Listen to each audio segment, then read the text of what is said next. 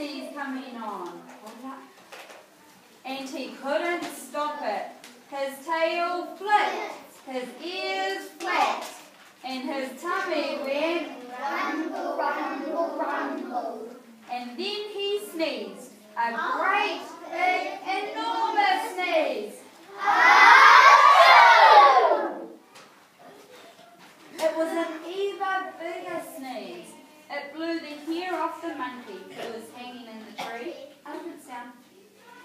It blew the crocodile out of the river and right up onto the bank. It blew spiders and mice and bats and bugs around in a dizzy, dizzy circle. And it blew some beautiful red and green feathers off Parrot. Parrot got very upset. She went Smoking. in and out of the trees. Oh me, oh my, what will I do? I can't let Elephant go. But Elephant kept on sneezing, and every sneeze got bigger and bigger. The animals went scuttling and scurrying into holes in the trees and holes in the ground.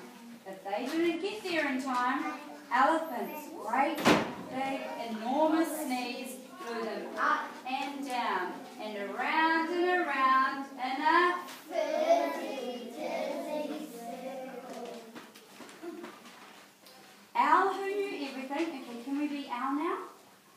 Opened one sleepy eye and said in a sleepy owl voice, "Get a leaf from the juju tree and wrap up his trunk.